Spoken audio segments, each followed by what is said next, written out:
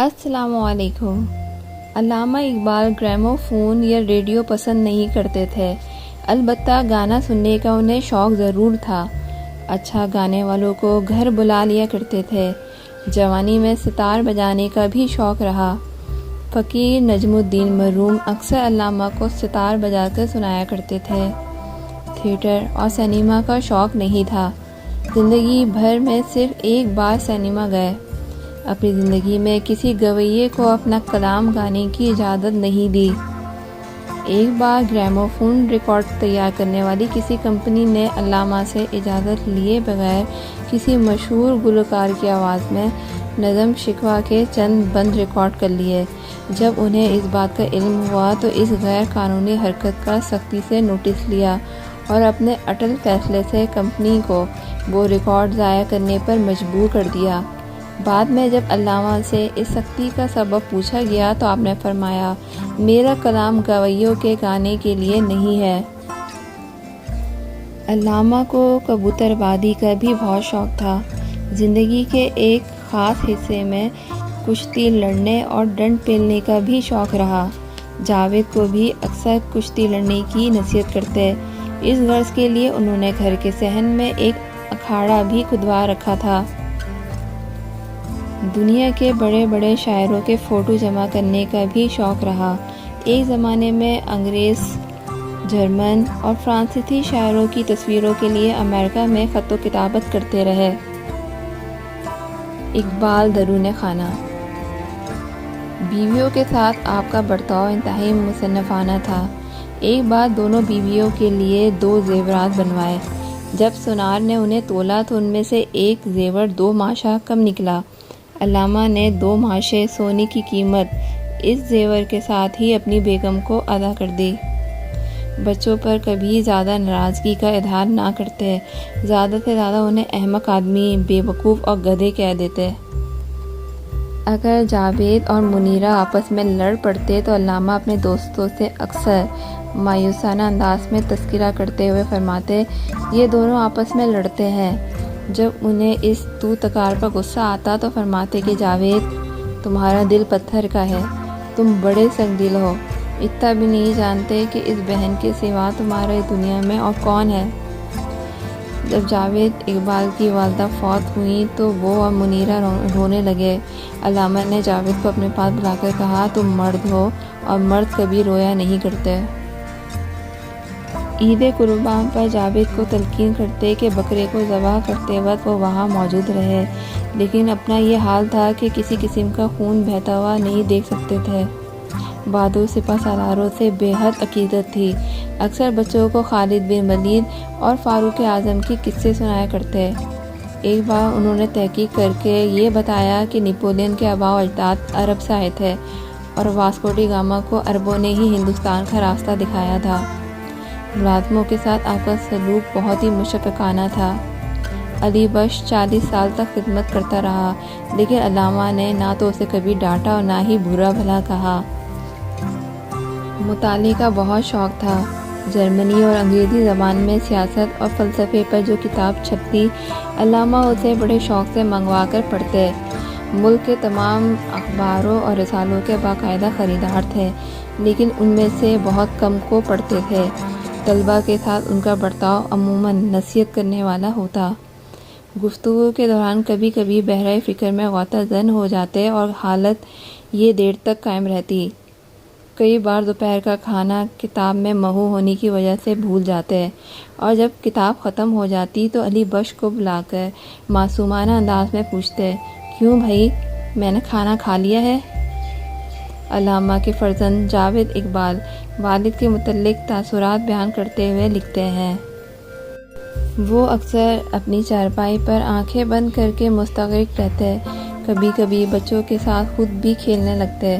وہ روزہ کبھی کبھار رکھتے تھے۔ یہ بیماری کے دوران کا تذکرہ ہے۔ جب رکھتے تو ہر آدھے گھنٹے کے بعد علی بخش کو بلوا کر پوچھتے کہ افطار میں کتنا وقت باقی ہے۔ اگر میں بیمار ہو جاتا تو ابا جان بار بار پوچھتے کہ کہیں درد تو نہیں ہو رہا ہے، اور اگر میں انکار میں سر ہلاتا تو کہتے، منہ سے بولو بیٹا، سر مت ہلاؤ۔ اماں جان بضد رہتی کہ کرائے کا گھر چھوڑ کر اپنا گھر بنوا لیا جائے۔ چنانچہ چند سالوں کے بعد اماں جان کے گھر کے اخراجات سے بچائے ہوئے روپوں سے زمین خریدی گئی اور یوں جاوید منزل کی تعمیر شروع ہوئی۔ زمین اور مکان اماں جان کے نام تھے اور انہی کی ملکیت تھے، لیکن میکلوڈ روڈ موجودہ علامہ اقبال روڈ والے مکان میں آنے کے بعد وہ سخت بیمار ہو گئیں۔ دوسرے دن ابا جان انہیں دیکھنے گئے تو ان کے ہاتھ میں کاغذات تھے۔ انہوں نے اماں جان سے کہا کہ اس مکان کو جاوید کے نام کر دو، لیکن وہ نہ مانتی تھیں اور کہتی تھیں کہ مجھے کیا معلوم کہ یہ لڑکا بڑا ہو کر کیسا نکلے گا۔ ابا جان نے کہا کہ زندگی اور موت اللہ کے ہاتھ میں ہے۔ اس پر انہوں نے کاغذات پر دستخط کر دیے۔ جاوید منزل کی منتقلی کے بعد ابا جان نے ایک کرایہ نامہ تحریر کیا، جس کی روز سے آپ میرے کرایہ دار کی حیثیت سے رہنے لگے۔ آپ اپنی رہائش کا کرایہ ہر ماہ کی 21 تاریخ کو پیشگی ادا کر دیتے تھے۔ علامہ اقبال کی قناعت۔ روپے پیسے کے معاملے میں بہت دیانتدار اور محتاط تھے، کبھی اپنے پاس پیسہ نہیں رکھتے تھے۔ منشی طاہر الدین ان کے خزانچی تھے اور تمام روپیہ انہی کے ہاتھوں خرچ ہوتا تھا۔ سفر میں بھی اپنے پاس کوئی پیسہ نہیں رکھتے تھے۔ علی بخش اگر ساتھ ہوتا تو خزانچی کے فرائض اسے سر انجام دینے پڑتے۔ بس یا ریل کا ٹکٹ بھی علی بخش کے حوالے کر دیتے تھے۔ میکلوڈ روڈ پر جس کوٹھی میں رہتے تھے بہت بوسیدہ بدنما تھی اور علامہ کے بقول محض ان کی دعاؤں کے سہارے قائم تھی۔ دوستوں نے کئی بار کہا کہ یہ کوٹھی اتنے کرائے کی مستحق نہیں، اس لیے آپ اپنا روپیہ برباد نہ کریں۔ وہ اس کا جواب ہمیشہ یہی دیتے تھے کہ مجھے کرایہ کم کرنے کی تحریر لکھتے ہوئے شرم آتی ہے، کیونکہ کوٹھی ایک بیوہ کی ملکیت ہے جس کی گزر اوقات کا واحد ذریعہ اس مکان سے حاصل ہونے والا کرایہ ہے۔ اپنی پوری زندگی میں کبھی روپیہ کمانے کی حرص میں مبتلا نہیں ہوئے۔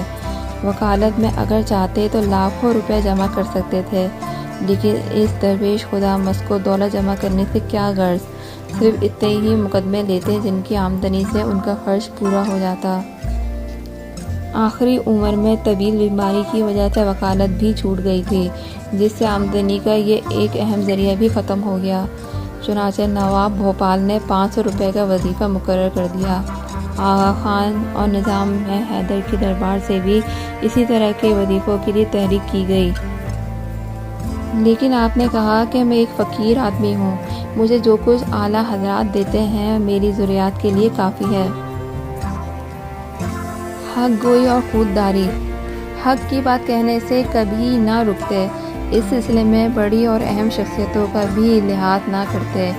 ایک بار سکندر حیات جو اس وقت صوبہ پنجاب کے چیف منسٹر تھے، علامہ کی عیادت کے لیے آئے۔ علامہ نے انہیں مخاطب کرتے ہوئے فرمایا، سردار صاحب، ہندوؤں اور سکھوں کو راضی کرنے کے لیے آپ جو چاہیں کر لیں، لیکن ملت اسلامیہ کی سبکی مول نہ لیں۔ یہ حق بات کہنے کا ہی جذبہ تھا کہ آپ نے اپنی بہترین عمر میں سرکاری ملازمت میں رہ کر انگریزوں کا خوشامدی بننا پسند نہ کیا۔ لاہور کالج کی پروفیسری سے استعفیٰ دیا۔ لیفٹیننٹ گورنر کی کوشش کے باوجود گورنمنٹ کالج میں تاریخ کی پروفیسری قبول نہیں کی۔ انڈین ایجوکیشنل سروس میں شرکت کرنے کے متعلق حکومت کی پیشکش ٹھکرا دی۔ وکالت چمکانے کے لیے انگریز ججوں کی خوشامد کو لعنت قرار دیا۔ افریقہ جانے اور مجلس اقوام میں ہندوستان کی نمائندگی قبول کرنے سے انکار کر دیا اور پبلک سروس کمیشن کی رکنیت کے کئی مواقع بھی محض ضمیر کی آزادی برقرار رکھنے کے لیے ضائع کر دیے۔ اپنے بارے میں کتنی سچی بات لکھی ہے۔ کہتا ہوں وہی بات سمجھتا ہوں جسے حق نے ابلۂ مجید ہوں نہ تہذیب کا فرزند، اپنے بھی خفا مجھ سے ہے بیگانے بھی ناخوش، میں زہر ہلال کو کبھی کہہ نہ سکا کن۔ اقوام عالم کو خود ہی کر درس دینے والے خود ہی سے بھلا کس طرح عاری ہو سکتا ہے۔ آپ کی زندگی حق گوئی اور خودداری کی بے شمار مثالوں سے بھری پڑی ہے۔ عمر کے آخری دنوں میں تحریک اٹھی کہ شاعر مشرق کے حضور 2 لاکھ روپے جمع کر کے پیش کیا جائے تاکہ کم از کم وہ فکر معاش سے آزاد ہو کر اپنا مشن جاری رکھ سکیں، لیکن آپ اس کی مخالفت کرتے ہوئے فرماتے ہیں، میری خودی اس کی ہرگز اجازت نہیں دیتی کہ غریب قوم کی جیب پر اتنی رقم کا بوجھ ڈالوں۔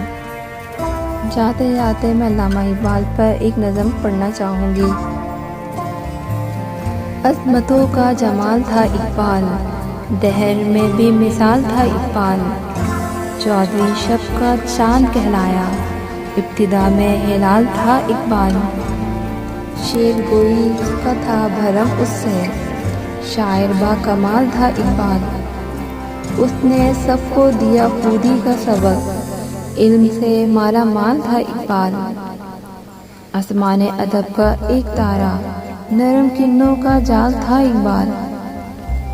غیر کے سامنے تھا سینہ سپر، قوم کے حق میں ڈھال تھا اقبال۔ یہ وطن جس کی ہے حسین تعبیر، ایسا رنگین خیال تھا اقبال۔